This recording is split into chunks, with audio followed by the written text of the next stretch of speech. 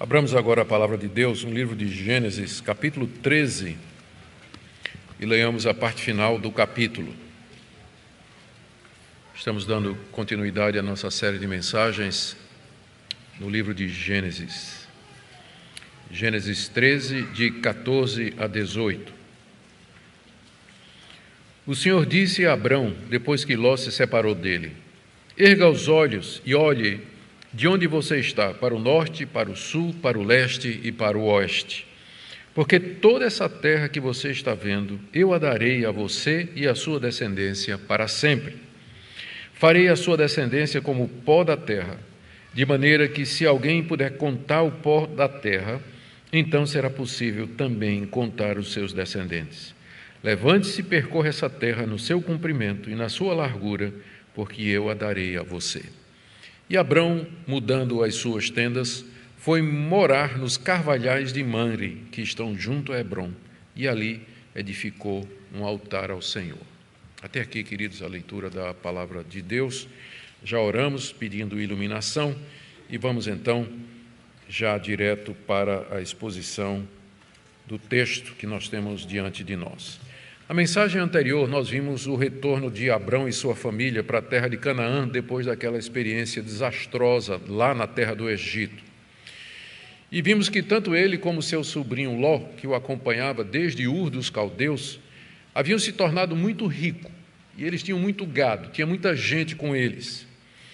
E a carência que havia em Canaã de pasto e de água, lembrem que a razão que ele foi para o Egito era exatamente que tinha uma sede na terra, uma seca que produzia fome e seca e falta de pasto e dificuldades para quem vivia da criação de rebanhos, como era o caso deles, que eram peregrinos. E aí isso levou a uma crise, começaram a brigar os pastores de ambos, uma vez que eles tinham seus rebanhos à parte, separados e distintos. E a briga deve ter sido por conta de pasto e de água para os rebanhos respectivos. Então, Abrão, querendo evitar uma crise entre ele e seu sobrinho e entre os seus subordinados, ele deu a primeira escolha a Ló, em termos de escolher qualquer parte da terra que apetecesse a Ló. E Ló, então, levantou os olhos, diz aí o texto, e ele olhou para a planície do Jordão, região muito fértil e irrigada, com várias cidades prósperas ali, tanto do lado oeste quanto do lado leste. E Ló escolhe ir para lá com sua família e todos os bens, sem levar em consideração que os moradores daquela cidade ou daquelas cidades, particularmente Sodoma, eles tinham a reputação de serem grandes pecadores diante de Deus e de viverem uma vida de imoralidade. A escolha que Ló fez traria consequências, ou vai trazer consequências mais tarde. A primeira delas nós veremos no capítulo 14, que é o tema da nossa próxima exposição. Mas hoje nós vamos ver o que aconteceu com Abrão quando Ló se apartou dele. A renovação que Deus faz das promessas e da obediência, mais uma vez, que Abrão presta a Deus. Nosso objetivo nessa noite é que, através dessa exposição, Deus renove a nossa confiança, Ele, mais uma vez, nos ajude a ver que nós andamos por fé e não pelo que vemos, e que é por essa fé que nós nos apropriamos daquilo que Ele tem prometido tão claramente na Sua palavra. Em primeiro lugar, então, Deus renova a promessa da terra a Abrão depois que Ló se separa dele, versos 14 e 15. O Senhor disse a Abrão, depois que Ló se separou dele: erga os olhos e olhe de onde você está, para o norte, para o sul, para o leste, para o oeste, porque toda essa terra que você está vendo, eu darei a você e a sua descendência. Deus falou com Abrão provavelmente naquele mesmo lugar onde Abrão disse a Ló: olhe a terra, ela está toda diante de você, você escolha para onde você quer ir. E é provavelmente um platô na região montanhosa entre Betel e Ai, de onde dá para ver toda a terra. Somente de lá é que Abrão poderia contemplar a terra em todas as suas direções. Já era a terceira vez, desde que nós começamos o capítulo 12, com a história de Abrão, é a terceira vez que Deus fala com Abrão. E já devem ter decorrido aí alguns anos desde que ele saiu de Ur dos Caldeus, o que mostra que Deus não falava com ele todo dia. Deus não aparecia a Abrão todo dia, como muitos gostariam, não é? Muitos gostariam de viver uma experiência perpétua de sonhos, visões e revelações. Mas o nosso patriarca aqui, eleito por Deus para ser o herdeiro das promessas, em anos ele teve... Há uma terceira vez que Deus aparece a ele aqui. Ele já tinha saído de Ur, passou um tempo em Harã. De Harã ele desceu para Siquém. De Siquém ele foi para o Egito. Do Egito ele volta para Betel. Muito tempo tinha se passado. E agora, pela terceira vez, Deus aparece a ele e fala. Nós não sabemos como Deus falava com Abrão. Podia ser uma voz do céu. Podia ser numa visão, num sonho de noite. O livro de Hebreus diz que Deus antigamente falou aos nossos pais de muitas maneiras, e inclusive através de profetas. Não sabemos especificamente de que maneira Deus falou com Abrão, mas que falou, de fato falou. E quando falou, lhe trouxe pela terceira vez promessa de terra e descendência. A primeira vez que Deus falou sobre dar a Abrão uma terra e descendência foi quando apareceu a ele lá em Ur dos Caldeus. E lá, naquele caso, a visão e a promessa focava mais na pessoa de Abrão. Farei de ti uma grande nação, vai para uma terra que eu te mostrarei, vou abençoar quem te abençoar, vou maldizer quem te amaldiçoar, em ti serão benditas todas as nações da terra. Então, essa primeira aparição de Deus, essa primeira promessa focava muito na pessoa de Abrão. A segunda vez que Deus apareceu a Abrão foi quando ele entrou na terra e chegou até a região de Siquém. Está aí no verso 6 do capítulo 12. Abrão atravessou toda a terra até Siquém, e no verso 7, Deus apareceu a Abrão e lhe disse: darei essa terra à sua descendência. É a segunda vez que Deus apareceu e também a segunda vez em que Deus fala de terra e Deus fala de descendência. A diferença aqui, nessa terceira vez, onde Deus também fala de terra e descendência, é que Deus agora expande um pouco mais a promessa. Ele dá mais detalhes a Abrão daquilo que ele tem planejado para o seu servo. É significativo que o texto registra que Deus só fez isso depois que Ló se apartou dele. Fica muito claro, né? Aí, já, no verso... O Senhor disse a Abrão depois que Ló se separou dele. Parece que a intenção do autor de Moisés é dizer que tem alguma coisa dessa fala de Deus que está relacionada com o fato de que que Ló se apartou de Abrão. E a gente pode pensar em três coisas. Primeiro, Deus queria confortar o seu servo que agora estaria solitário, depois que o único parente que lhe restava tinha se apartado dele. Deus então aparece e diz: não se preocupa, você vai ter uma descendência tão numerosa quanto o pó da terra. Deus queria confortar Abrão. Ou Deus queria confirmar a separação que tinha acontecido. Porque desde o começo era o que Deus tinha dito: sai da tua terra e da tua parentela. Só que Ló veio como um penduricalho, né? Veio acompanhando, e era parentela. Era parentela, mas agora finalmente Abrão está só. A parentela, ele tinha se apartado dela completamente, desde que Ló vai embora com todos os seus bens para morar lá para as bandas de Sodoma. Então, essa aparição de Deus a Abrão, depois que Ló se apartou dele, é como que para dizer: agora eu posso revelar a você meu plano completo, porque agora você cumpriu o que faltava naquilo que eu lhe disse, né? Se apartar completamente da sua parentela. Ou Deus ainda queria reafirmar a Abraão que a terra toda ia ser dele, porque Abrão tinha acabado de dar a Ló a melhor parte da terra. Não foi isso que vimos na última mensagem?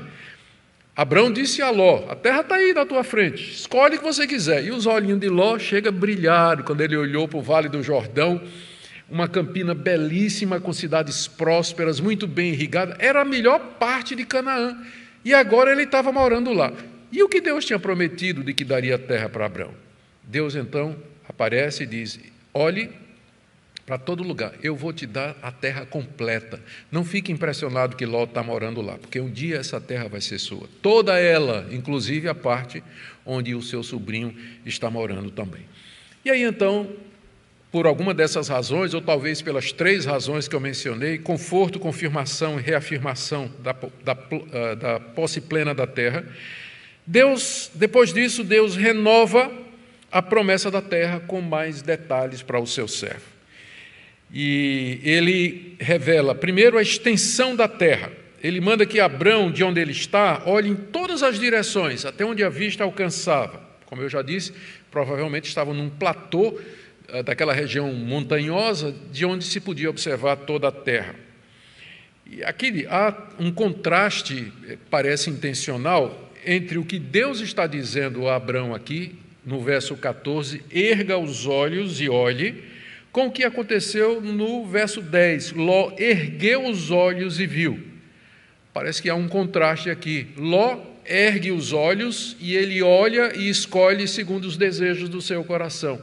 Mas agora é Deus que diz a Abrão: você olhe o que é que eu vou dar a você. A escolha de Ló acabou trazendo consequências graves para ele, como nós veremos. Mas aqui a ordem de Deus libera a terra para Abrão. Olhe e o que você enxergar é isso que eu vou dar para você. E de lá de Betel, daquele ponto elevado, Abrão podia ver ao norte os montes que separam a Judéia de Samaria, a encosta montanhosa que fazia essa separação. Olhando para o sul, ele podia ver as terras até o lado de Hebrom, que mais tarde vai ser o local onde ele vai fazer como uma espécie de sede ou residência. Olhando para o leste, para a direita, para o oriente, ele vai ver as campinas do Jordão, que era para onde Ló tinha ido. E olhando para a esquerda, para o oeste, ele vai olhar na direção do mar Mediterrâneo até chegar na costa, que era a terra dos filisteus. E Deus diz: é isso que eu vou dar para você. Até agora, Deus não tinha falado da extensão da terra, né? Agora, pela primeira vez, na terceira vez, a extensão da terra é dada. O que significa que nem sempre, a gente pode tirar uma lição, nem sempre Deus revela tudo para nós de uma vez. Ele vira uma página por vez do livro da nossa vida. Eu sei que a gente já queria ir para o epílogo, não é? A gente queria já saber como é que isso vai acabar, né? Como é que essa situação vai terminar. A gente queria fazer isso, mas ele vai mostrando aos pouquinhos, né? Primeiro, Abrão, vai para uma terra que eu vou te mostrar. Depois ele, quando chega na terra, diz: olha, isso aqui eu vou te dar. E agora, pela terceira vez, diz: olha os limites da terra. É tudo isso aqui. É assim que Deus age conosco. E a ansiedade é quando a gente quer agora o que Deus não prometeu para hoje. A gente quer resolver hoje aquilo que Deus está resolvendo devagar. O relógio de Deus não faz tic-tac na mesma velocidade do nosso. A gente quer tudo para ontem. E Deus tem um propósito com a espera. Deus tem um propósito com o tempo que passa, para despertar em nós dependência dEle, despertar em nós a apreciação pelas coisas eternas e nos ensinar a paciência e outras virtudes que estão relacionadas com promessas demoradas. Mas, finalmente, Deus revela para ele a extensão de toda a terra. A segunda coisa que Deus lhe revela também, que não tinha sido dita antes, é que ele vai dar aquela terra, em toda aquela extensão, Abrão e seus descendentes para sempre. Para sempre. A palavra para sempre não tinha aparecido ainda em todas as vezes que aparecia, ou em todas as vezes que a promessa é mencionada. Em outras palavras, essa vai ser a posse perpétua dos teus descendentes. Canaã será a posse perpétua dos teus descendentes, Abrão. Sobre isso nós veremos mais adiante aqui, quando chegarmos nas aplicações do sermão. Esse momento aqui é referido por Estevão, o primeiro mártir cristão, no sermão que ele prega e que está registrado no livro de Atos, capítulo 7, no verso 5, ele diz assim: na terra, Deus não deu a Abraão herança, nem sequer o espaço de um pé, mas prometeu dar-lhe a posse dela e depois dele a sua descendência, embora Abraão ainda não tivesse filhos. Esse momento aqui é reconhecido lá por Estevão, quando ele está pregando o Evangelho diante dos descendentes de Abrão, séculos e séculos depois. A segunda parte da promessa que Deus faz a Abrão é com respeito à sua descendência. Quando Deus o chamou, Deus já tinha falado disso, está aí no capítulo 12, verso 1, farei de ti uma grande nação. Foi quando Deus apareceu lá em Ur dos Caldeus, onde Abrão morava. E quando Deus mandou que ele saísse lá da sua terra. Deus disse, vou fazer de você uma grande nação. A segunda vez foi também na segunda aparição. Aí no capítulo 12, verso 7, Deus disse para Abrão, vou dar essa terra aos teus descendentes. Abrão não tinha filhos. Quando ele saiu de Ur, ele tinha 75 anos, talvez ele já tivesse aqui uns 85. Estava avançando em idade. E Sarai, sua mulher, permanecia estéril, era estéril e permanecia estéril. E Deus volta com a promessa, que é um desafio para a fé de Abrão. E dessa feita, o desafio é maior, porque Deus lhe diz o seguinte, que a sua descendência seria tão numerosa como o pó da areia, que é impossível de contar. Verso 16 do capítulo 13. Farei a sua descendência como o pó da terra, de maneira que se alguém puder contar o pó da terra, então será possível também contar os seus descendentes. Abrão teria filhos, e não somente isso, ele teria muitos filhos, e esses filhos teriam muitos filhos, a ponto de que a sua descendência seria tão numerosa como o pó da areia. Seriam numerosos o suficiente para ocupar toda aquela terra que ele tinha acabado de ver, norte, sul, leste e oeste. Ele teria filhos suficientes para morar na terra e serem prósperos nela. Aqui, Deus, mais adiante, aliás, Deus vai usar uma outra analogia para falar sobre quão numerosa seria a descendência de Abrão. E essa é mais conhecida, é quando Deus manda que ele conte as estrelas do céu. Ele diz, assim será a tua descendência. Isso está em Gênesis capítulo 15. Deus agora compara, Deus lá vai comparar a descendência de Abrão com as estrelas do céu. Aqui ele compara com os grãos de areia que existe no pó da terra. E a gente pergunta como é que pode ser isso. Bem, nós lembramos que isso é uma figura de linguagem chamada de hipérbole, cujo objetivo é exagerar o tamanho ou a dimensão de alguma coisa para mostrar a sua importância, ou qualquer outro objetivo literário. Hipérboles são muito comuns na Bíblia, e aqui nós temos uma delas, não é? A tua descendência será tão numerosa, por mais filhos que eles tivessem, nunca ia dar a quantidade que tem de areia nas praias desse mundo, não é? Mas o alvo, como eu disse, é destacar a fidelidade de Deus e o poder de Deus, de um homem velho, casado com uma mulher estéril, ele tirar uma multidão tão grande quanto os grãos de areia que existem na terra. Essas analogias, então, destacam o poder de Deus, e também é bom lembrar que existem os descendentes espirituais de Abrão, que somos nós. Então já ajuda, a compor o número, não só os judeus, filhos biológicos, descendentes biológicos de Abrão, mas os descendentes espirituais, e nós somos milhões e milhões e milhões deles. Deus agora, em terceiro lugar, verso 17, ordena que Abrão percorra a terra. Esse ponto é bastante significativo. Deus agora, depois de ter feito essas promessas, ele dá essa ordem que nós lemos aí, verso 17, levante-se e percorra essa terra no seu comprimento e na sua largura, porque eu a darei a você. Depois que Abrão voltou para a terra prometida lá do Egito, ele foi acampando, até chegar em Betel, onde ele estava agora, entre Betel e Ai, naquela região montanhosa. Mas Deus diz, não, nem se estabeleça aí, porque você vai andar, você é peregrino.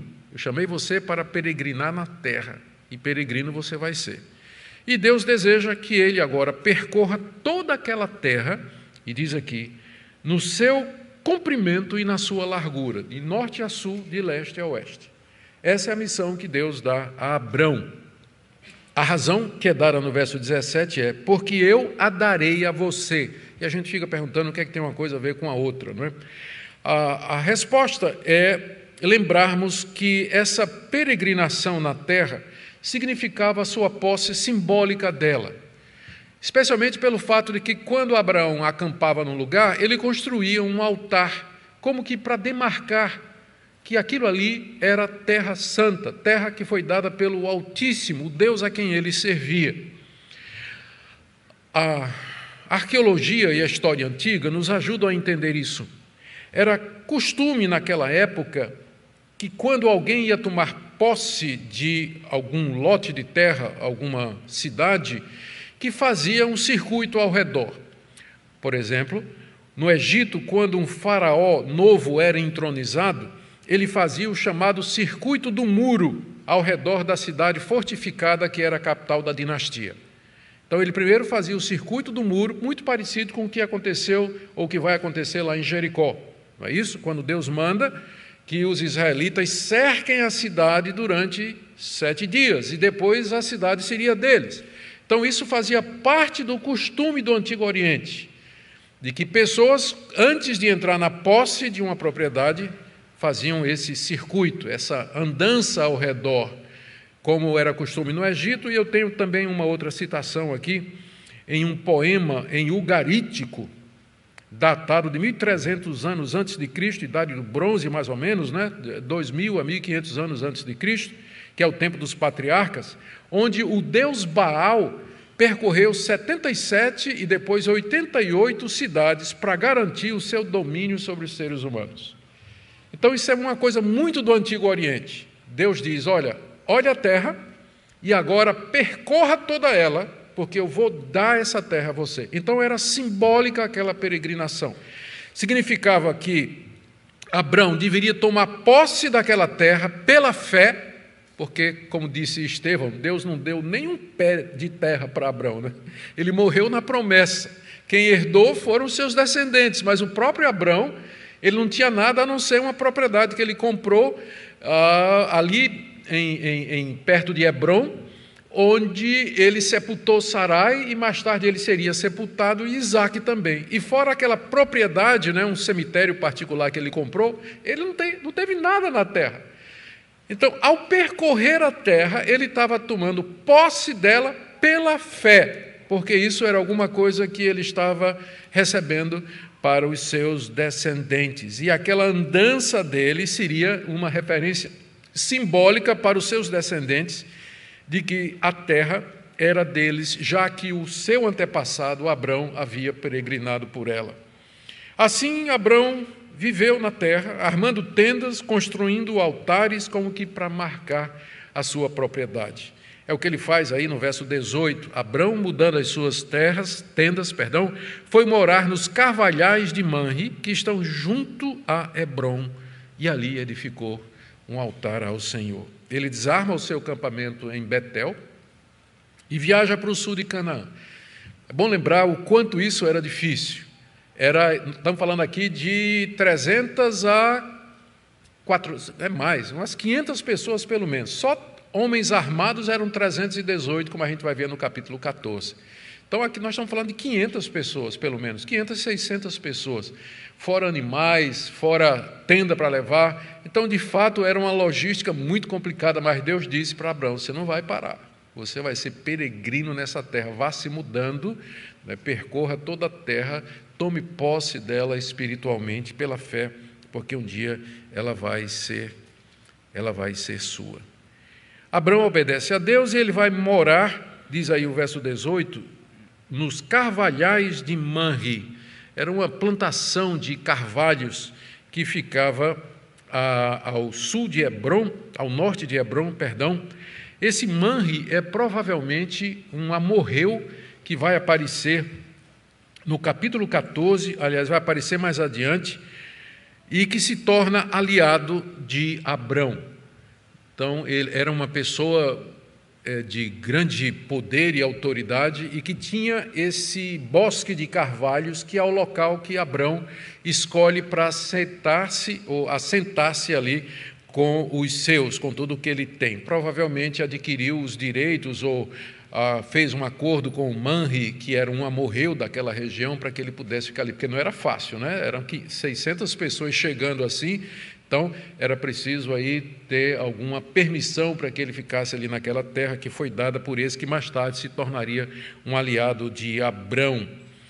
E Hebrom, que é a cidade próxima onde Abrão vai morar, A gente tem informações aí da arqueologia que nessa época, ela era a capital de um reino cananita muito forte, e que é exatamente durante o tempo dos patriarcas. É a arqueologia só confirmando o que diz a palavra de Deus.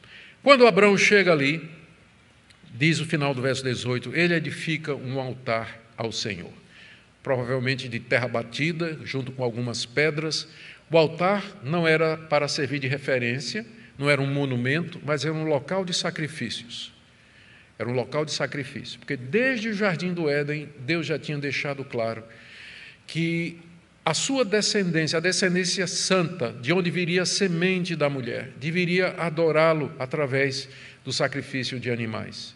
E o sacrifício de Abel foi aceito exatamente por isso, porque ele trouxe animais que sacrificou em oferta ao nosso Deus. E o altar era erigido para isso, para oferecer a Deus animais mortos, animais que eram mortos ali, como Deus havia manifestado e revelado a sua vontade. E provavelmente Abrão, ele não somente oferecia sacrifícios, mas ele pregava. Abrão era profeta, ele vai ser chamado de profeta aqui mais adiante, no livro de Gênesis, no episódio com o rei Abimeleque. Quando Deus diz para Abimeleque, entrega a mulher de volta a ele, porque ele vai orar por ti, porque ele é profeta. Então Abrão não somente era o líder, mas ele era o líder espiritual daquelas 500 pessoas. Nesses altares, quando ele construía altares, ele invocava o nome de Deus em oração, ele oferecia sacrifícios e ele pregava a palavra de Deus, falava das promessas de Deus, como Deus o tirou lá de Ur dos Caldeus. Em cumprimento, ele fala da promessa de Gênesis 3, capítulo 15, tudo aquilo que ficou preservado nessa linhagem que a gente vem estudando na primeira parte do livro de Gênesis, que a gente chamou da linhagem dos setitas, que vem de Sete, que substituiu Abel.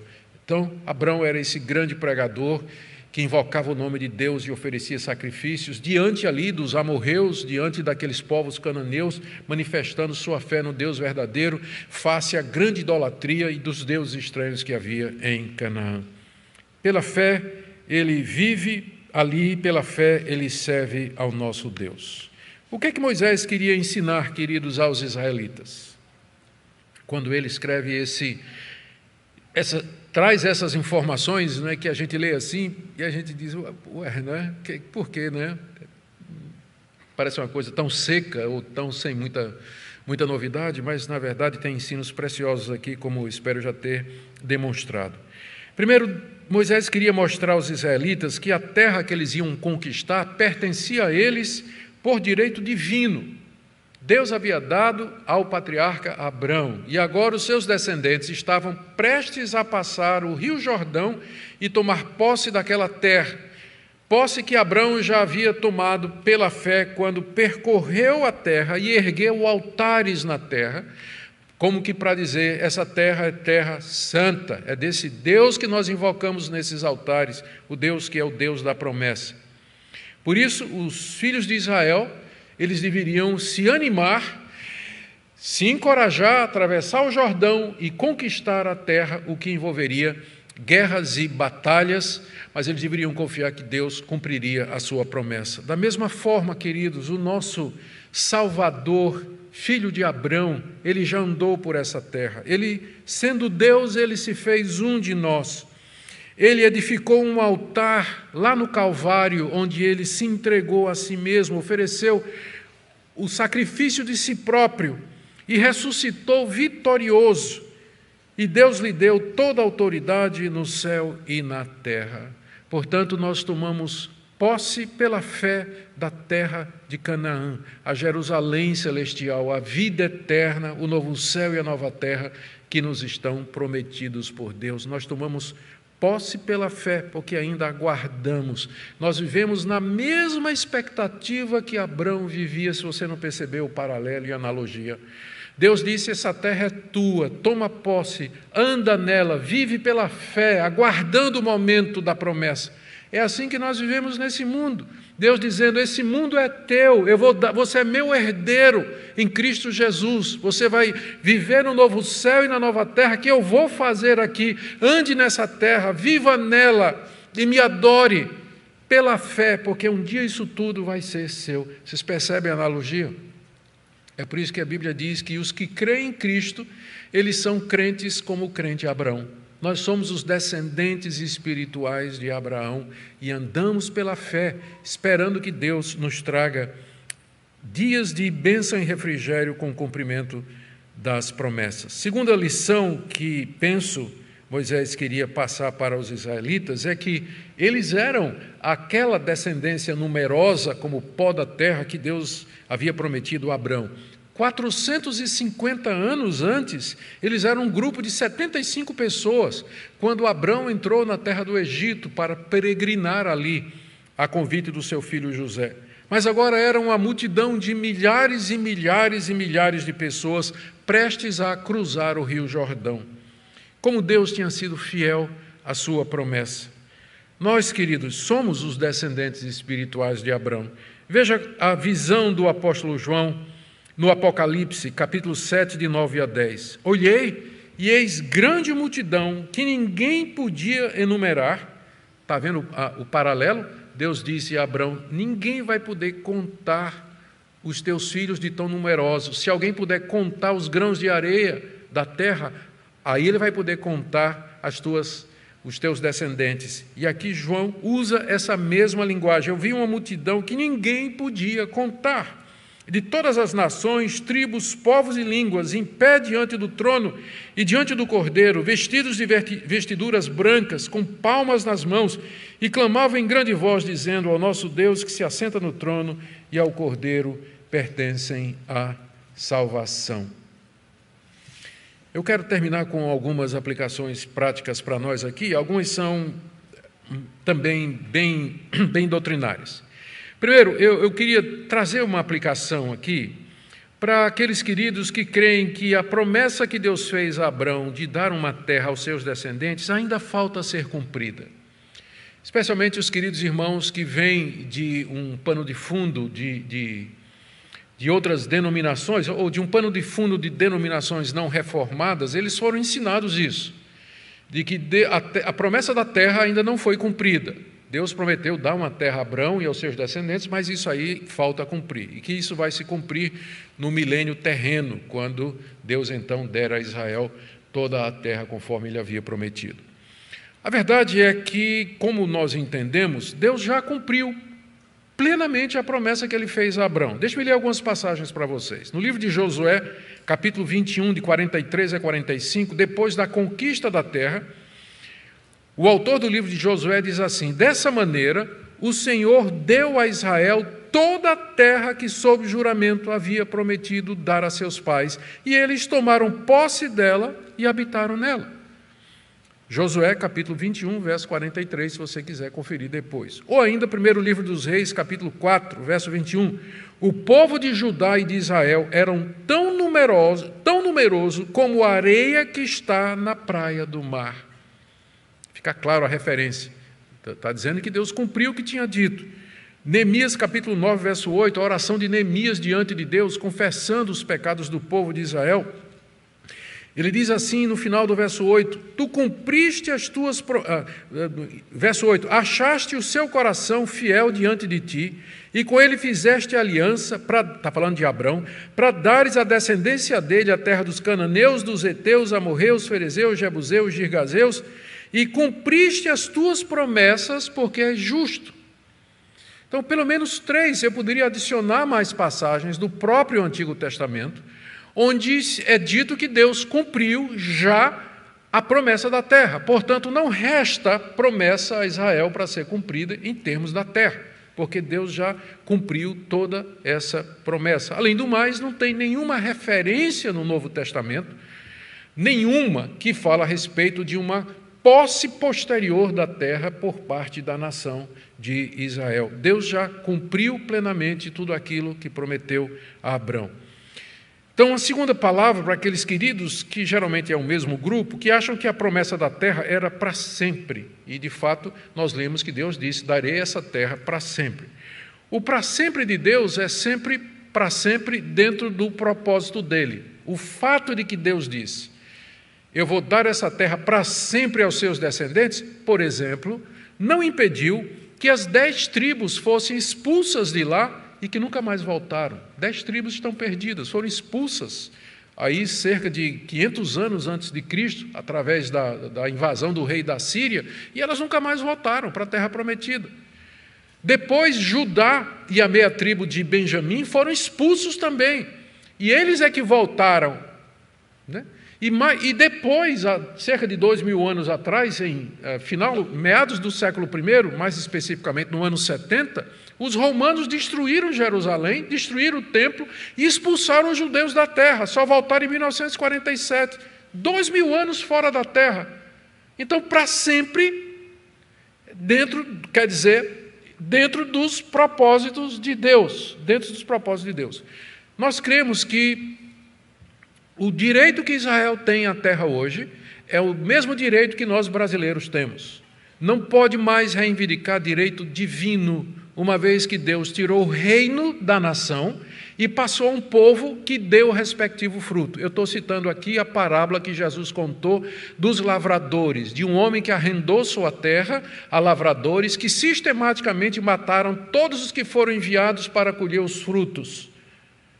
Finalmente o homem manda seu filho e os lavradores matam do mesmo jeito. E então o dono da terra vem com um exército e aniquila aqueles lavradores maus. E aí os judeus entenderam que Jesus estava falando deles. E Jesus disse: o reino de Deus vai ser tirado de vocês e vai ser entregue a um povo que produz os respectivos frutos. Está se referindo aos judeus e gentios crentes, a um povo espiritual, que é a igreja agora. Nós somos o Israel de Deus, nós somos o verdadeiro Israel, o remanescente fiel que é falado pelos profetas desde o Antigo Testamento, os 7.000 que não dobraram o joelho a Baal. Nós que somos gentios de todas as línguas, povos, tribos e nação, conforme a visão do apóstolo João.